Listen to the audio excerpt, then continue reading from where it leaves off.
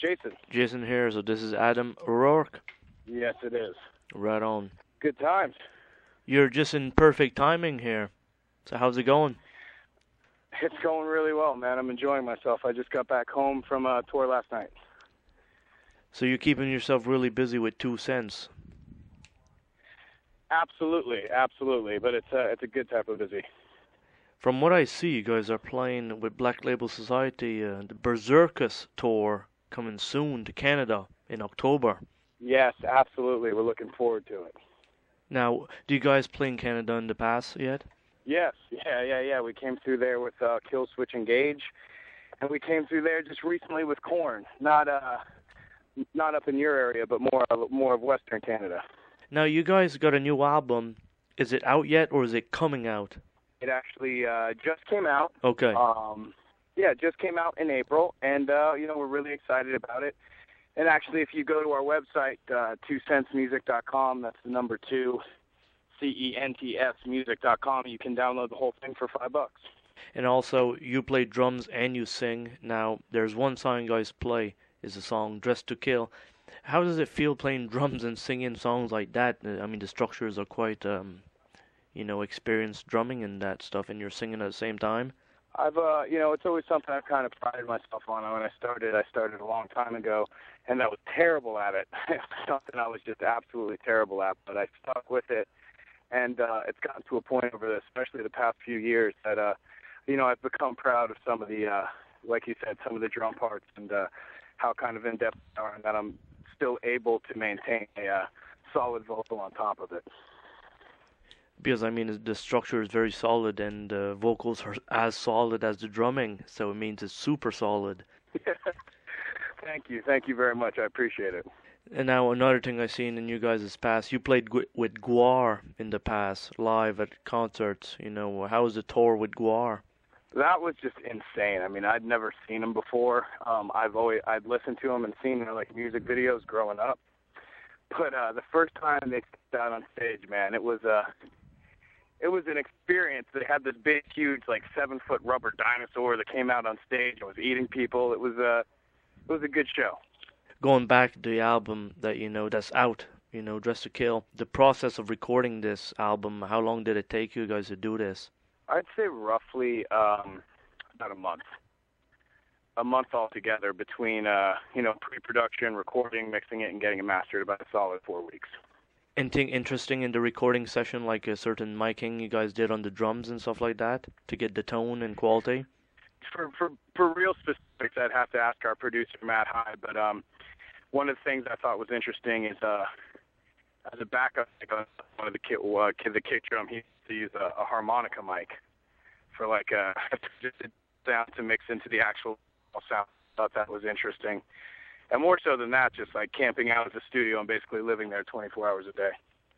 Now, I'm sure you guys had some party going on. Had this studio at the same time. If you guys are camping there, let's say. Yeah. Well, let's put it this way. It's because we all take rotations. It's like one person's turn to do the guitars. So when when it's Adair's turn to do the guitars, the rest of us can all relax and we can, carry on and party. He kind of has to sit idle and watch. But then everyone goes through that. Everyone has their turn to track. And basically when you're tracking, you're not partying. Another thing I see also, you guys, you're endorsed by Monster Energy now. You guys drink lots of this stuff before going on stage? We try to get a good dose in. And it's also, it's kind of fun to do Jaeger bombs with after the show.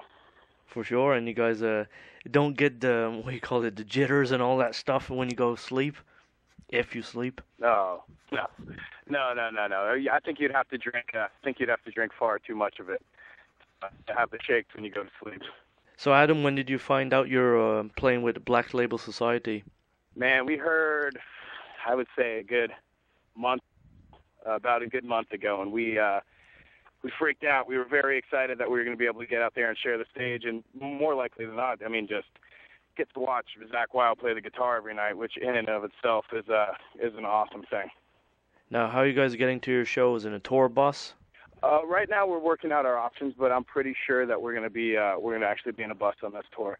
to try to do something that covers this many miles and in this type of a schedule in a van definitely is doable, but you can definitely be more productive and capitalize more on the opportunity if you're in something like a bus.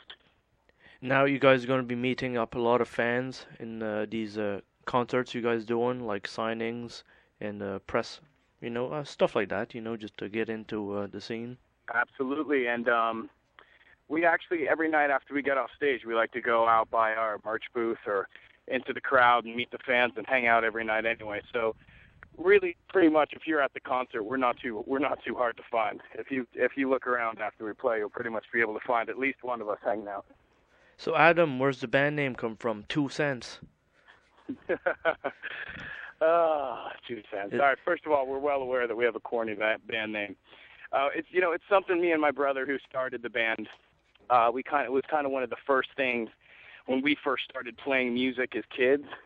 It was one of the first things that we ever called ourselves. I was 13 and we were playing this crusty punk band, and we named ourselves 2 Cents. And since then, I'd say we kind of just held on to it for sentimental value because it takes us to the time where it all began for us, where we all started playing music, and when we first fell in love with it all. So it's all to us in that sense. And then on top of it, I think it's just funny. I think it's fun for a band that sounds like us to have its name as kind of kitschy, corny sounding as 2 Cents. Yeah, it gets something totally unique with the style of sound you guys carry, with the name 2 Cents. Yeah. So Adam, what do you think of YouTube and all that stuff now? Because you guys promote a lot of footage and stuff like that on these channels.